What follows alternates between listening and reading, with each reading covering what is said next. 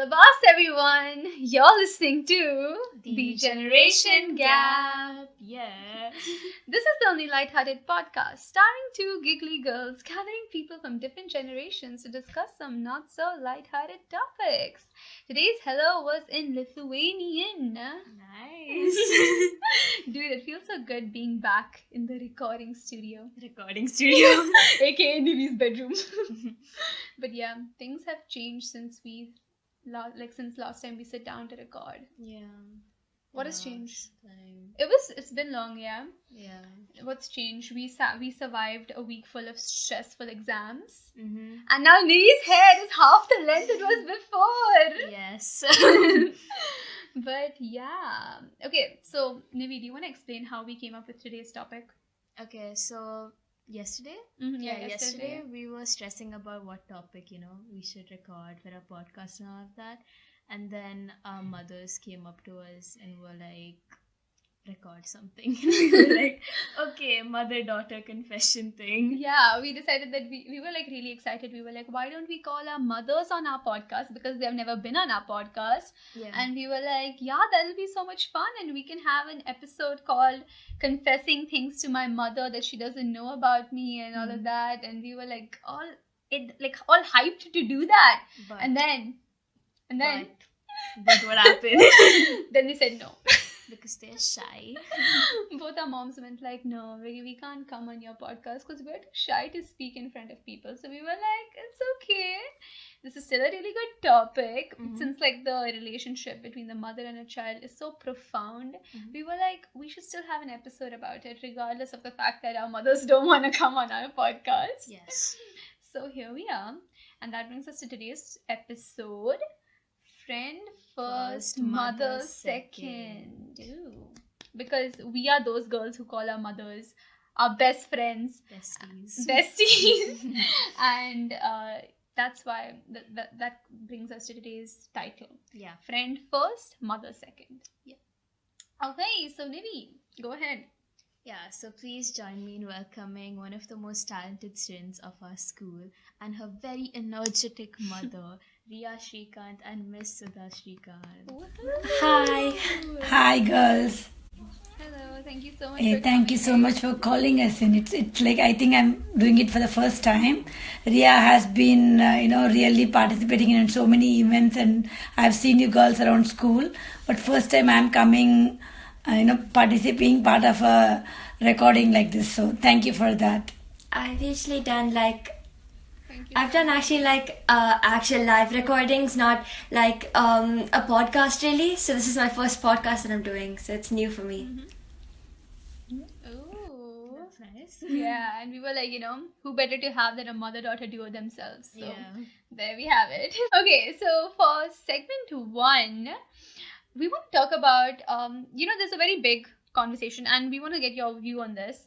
It's widely believed that all girls, or all daughters for that matter, follow the lead of their mothers no matter what their mothers do, more than they follow the lead of their fathers or anyone else. So do you guys think this is true?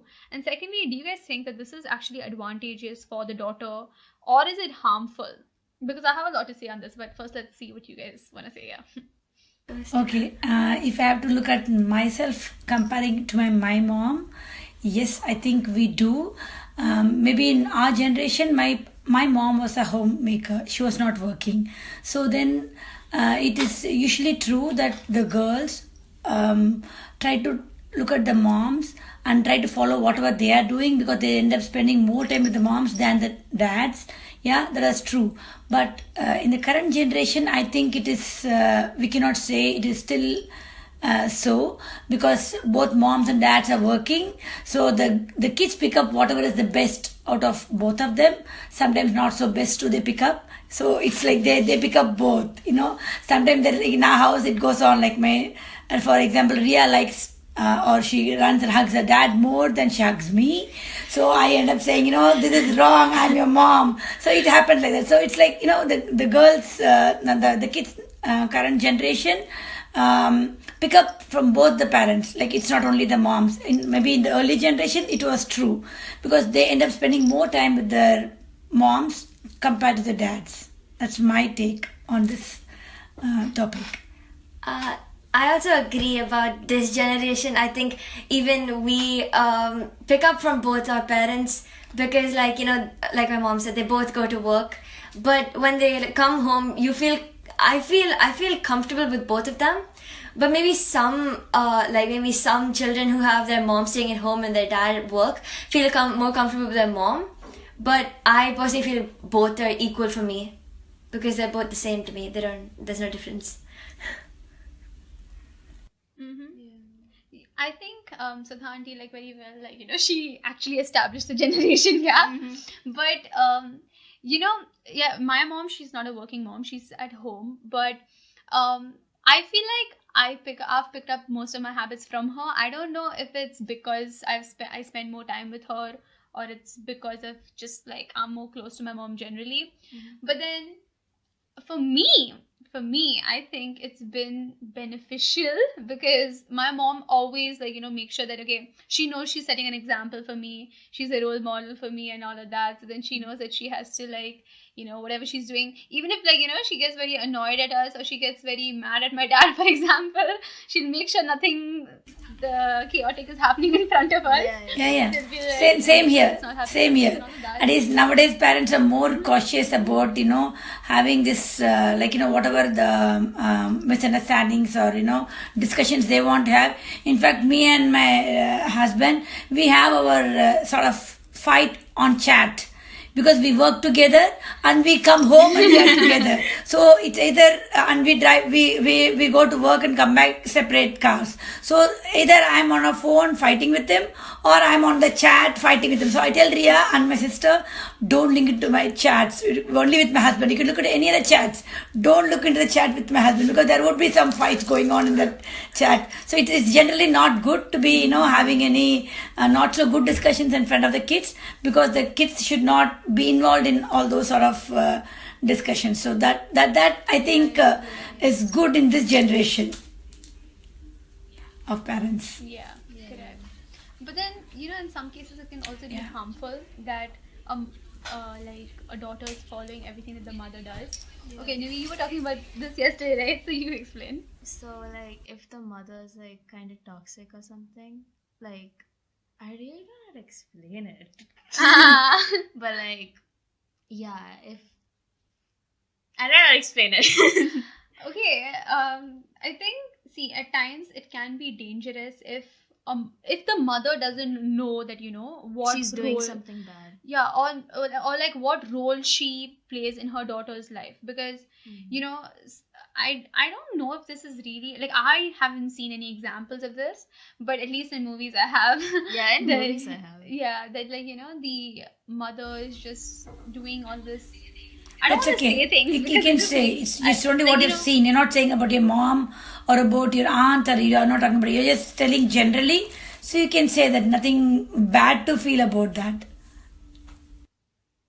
Yeah, but then, like, they're basically being, like, disloyal to their husbands, and they're just being, you understand now. Yeah. So then, like, all of those things, if the child is aware of it, that's obviously not a good example to set. Yeah. And then that's when they don't know that, every action that they're doing, it's affecting their children, it's affecting their daughter, and she will pick up on such habits as well. She'll think it's okay to do all of this. So you think it's, like, normal? It's normal, and that's, like, very much accepted, especially if, like, an action is not being taken against it. And then all of that, the whole thing of setting an example goes wrong.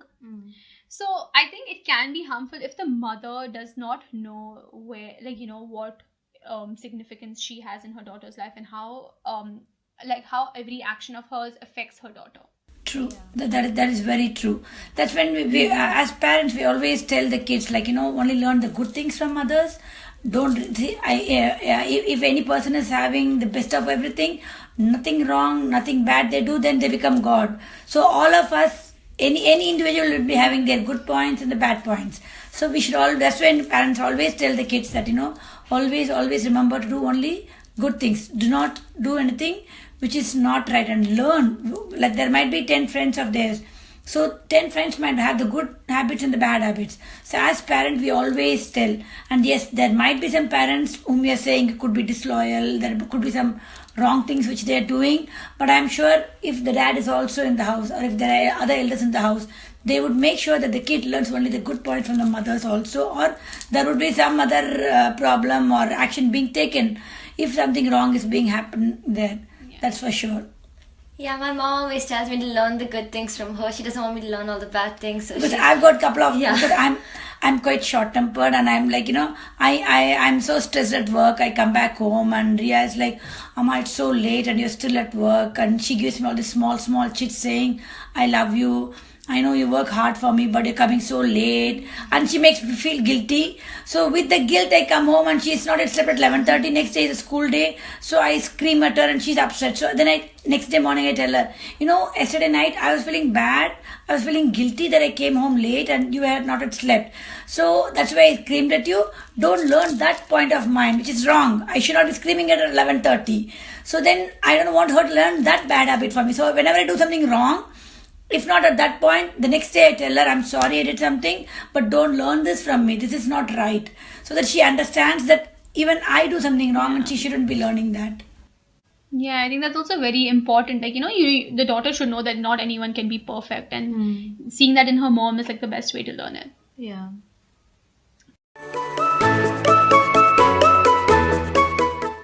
For the second segment, we want to talk about how some mothers want to fulfill their dream through their daughters. Yeah, I've heard a lot of stories that, and I've seen a lot of things where the mother's always trying to live the life that she never lived through her daughter, especially when the mother's had a really tough childhood. Yeah.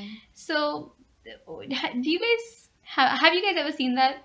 Or, ma'am, do you think you ever do it? Yeah. Ria doesn't know, but it is true. Like, the Indian classical dance, Bharatanatyam.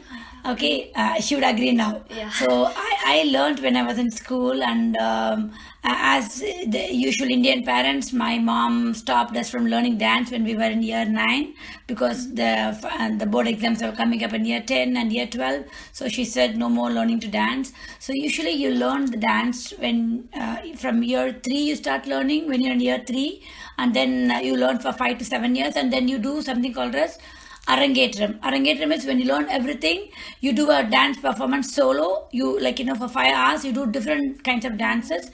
It's like a solo dance you do of different kinds of forms you learn in the Hindu culture. Like it's all about depicting God, or you learn all this what do you call In that one dance form, you do different dances from that, like what Yeah. your teachers taught you. Yeah, so we do that, and I couldn't do that. I learned for 4 years, but I couldn't do that. So Ria loved when she was in year 1, we are FS2, I think we put her in a hip hop, and she learned hip hop for 2-3 years.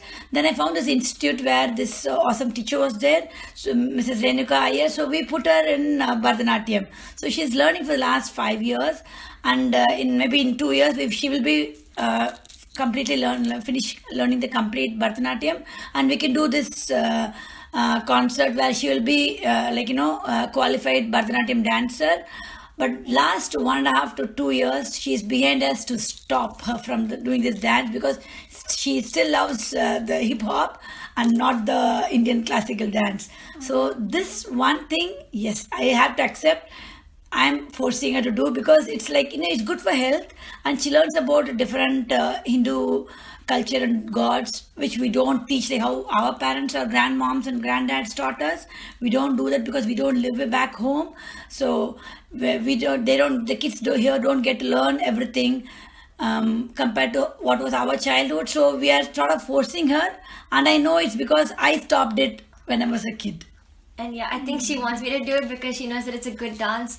But part of me still does not want to do it because they stopped me from hip hop when I was like 5 years old, and they put me into this dance, and I really didn't want to. But then I'm still doing it, and she loves me doing it, so I guess I'll continue doing it. So. Yeah, at least you have something rewarding after it. Yeah, you get to see your mom smile. Yeah. True. This happens in my family too. Like my mom, when she was small, she used to do a lot of like sports and all of that, and she tells me to go do sports and all of that, but I don't do it. They're just like, no, bro. Yeah, I'm not into sports, so I don't want to do that. Yeah, I don't see. My mom is not like that because she doesn't really tell me to do this. My parents give me complete freedom in whatever I want to do. But I in my mom's family, like meaning my grandparents and all of that, I've seen them do that. And especially in movies. Okay, I've seen this. I don't know how far this is true because it seems very filmy and stuff. But I've seen how this is a good like this is the good side of the mother wanting to live her life through the daughter. It's basically like if the mother had a very restricted childhood where her parents didn't let her do anything and they were very conservative. The mother knows the pain that you go through as a daughter in a family, that you're not allowed to do anything. You are not allowed to express who you are and all of that. So when she actually has her own daughter, she wants her daughter to live her life to the fullest, and she'll make sure that the daughter doesn't go through any pain and restrictions. See, I don't know how far this is true because I've seen this in movies, but then it seems very realistic. Yeah. And that's a good thing. That's a good side. I would say it is true to a major extent, my opinion, because the previous generation, like my mom and my aunt, they're not that educated compared to us. And the current generation, you kids are going to go ahead and do, maybe if you have done a master's, you would do a PhD, maybe you would go ahead and study more. So education has brought in a lot of change in parenting. So we understand that, when we learn, we also learn that what are the good and the wrong things of being a parent. So the earlier generation, yes, there was a lot of suppression of the moms or whatever they liked, but the current generation knows whatever happened to their moms is not right because they've heard and learned from their moms. So they also are educated now, the current generation. So going forward, I'm sure you all are going to be more, if you're calling this the podcast for today as friends first and moms second, I'm sure you would be friends for good. Your generation your kids and you would be only friends forever. There is a disadvantage for that because there is a thin line you'll have to maintain because sometimes the parents have gone through something and learned something and then become parents. Whereas if you're only completely friends, the daughters or the sons would take disadvantage of that, and there might be something wrong in that relationship. So that alone we have to take care as parents. But I love your topic because friends first is really true, really true. I think the topic is that you call your mom your friend more than you call them your mom. That's topic. Yeah, right? especially now, I don't know how far this was true back in the day, but especially now I see most of my friends, including me, we're so chill with our mom, and it's not like that, the level of formality that used to be maintained is it's just yes, mother. yes, mother. You keep saying that. You said that for that Barbie thing, yes, Yes, mother. mother. You said that in our previous episode. Yeah. Okay, but anyways, that level of formality is just not there anymore. It's you just go and you're like, hi mom, what's up? So yeah, it's there. Yeah. It's very chill with your parents now, not like before. Now everyone's just chill with their parents. They say they're very normal with their parents, no formalities, like what you said. Yeah, exactly.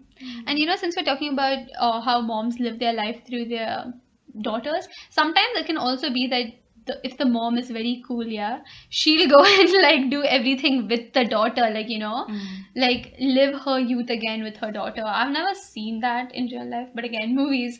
How influenced am I by movies? But yeah. Yeah. Have you ever seen that? Yeah. Really? Yeah. Who? You don't know that person. But, Oh, okay. Whoa. No, Nice. I think this has happened with my mom and me and my brother because we like to do art, painting, and she loves to do art as well. So when we used to go for art classes, she used to join our art class as well, and that way the art teacher and my mom became friends, and now they're our neighbors, and we all do art together, so we all just it's very normal. True. I joined the art class because these kids went for, I have a son and Riya. So When Annie and Ria joined, I used to drop them and pick them back, and I was at work at home at that time. I was not working, so I also joined the art class and I did some tangible painting. So I sort of joined something because they were learning too. Yeah, and then that's nice. Mm-hmm. You're learning, yeah, that's really good. And now that I listen to that story, and I think about it, technically I can like recall something from us as well. Mm-hmm. Like I remember Nivya was telling you about that. What is it? That pouring art. What is it called? I forgot. Fluid painting. Fluid painting. Yeah. So there's this new, like, no longer new, but like some when we did it, it was like a new trend called fluid painting, and it was something I really, really wanted to do. So my mom and we took a workshop, and then we did a fluid painting thing together, and it was like mother-daughter bonding time.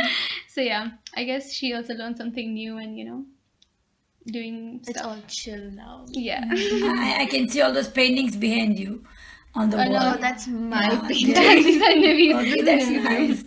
Yeah.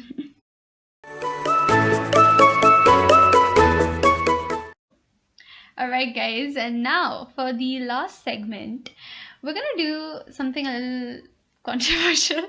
Okay, we wanna know from y'all what, according to a daughter and what, according to a mother, defines a good mother. So basically, what a teenage girl wants from her mother. Wait, Ria, are you a teenager?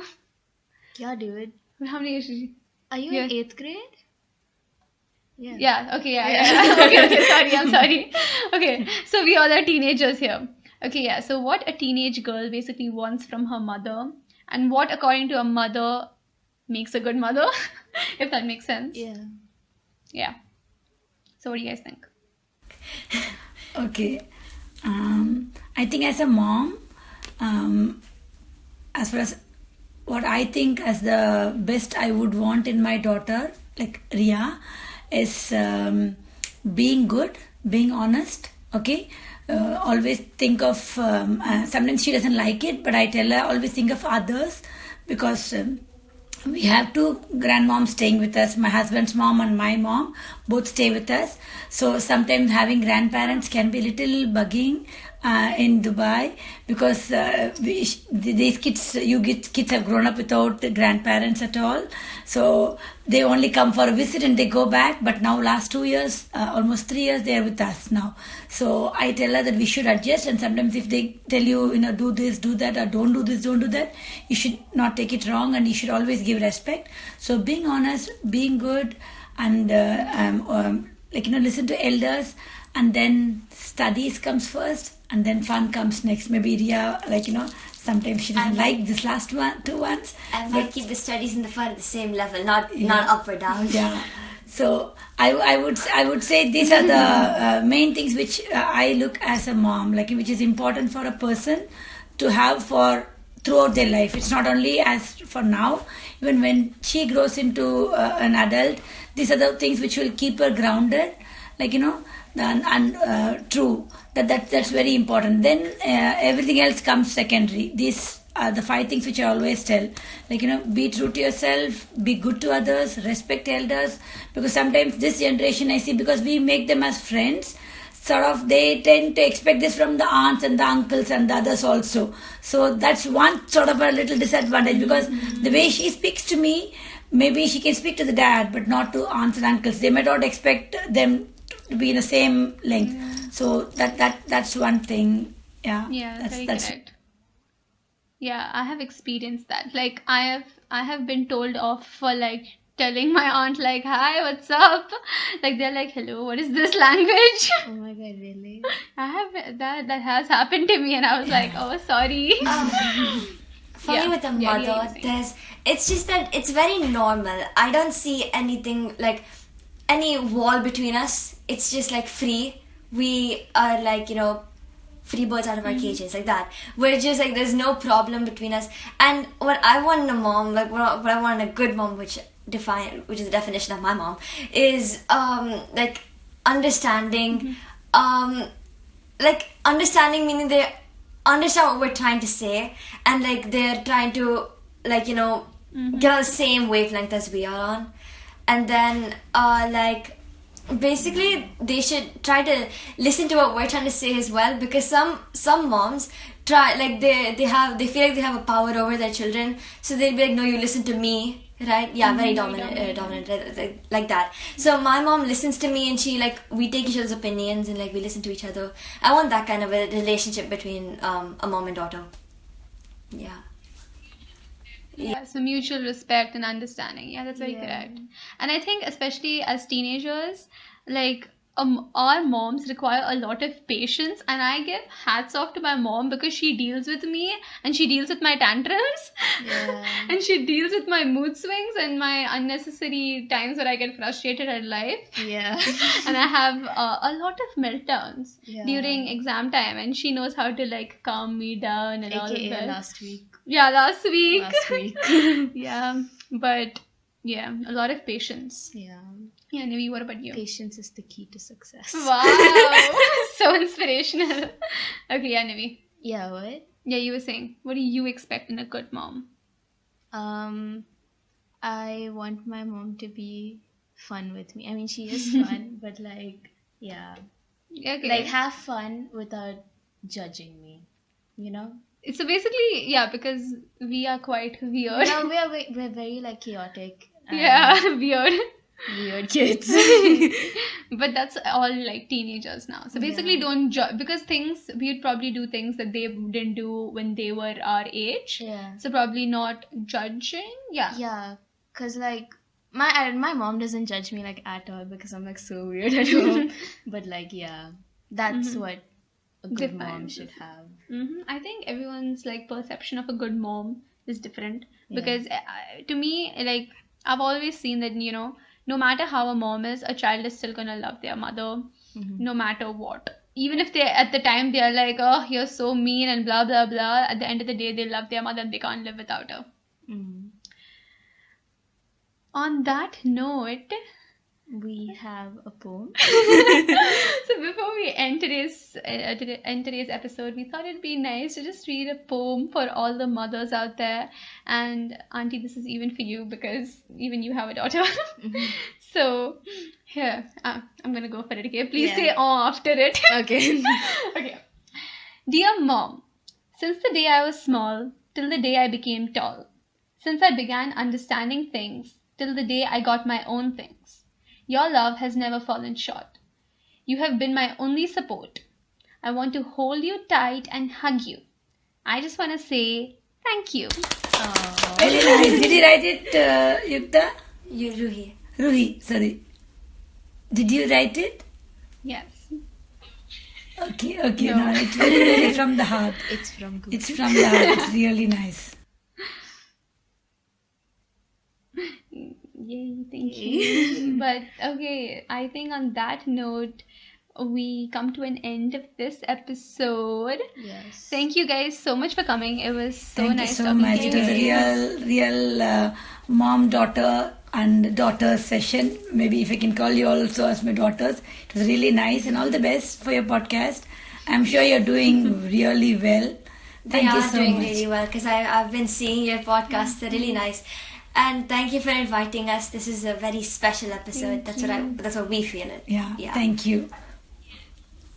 Yes, Thank you. it is. It was very emotional. Thank Thank you you. guys so much for coming. And yeah, thank you. Nivi, you want to go for your iconic line? Go for it. Yeah, if you like this episode, please share it with all your family members and friends, especially your mother. Yes, please. No, seriously, please go do it. Go share it. Yeah, please. Yeah, we're waiting. Come on, do it now. No, but seriously, if you did it, I love you guys. Okay, but please do give us your feedback and all your love on Spotify, YouTube, Apple Podcasts, or wherever you are listening to this. And don't forget to go hug your mom. Yeah, go hug your mom right now. Yay! Okay, until next time. Bye. Bye.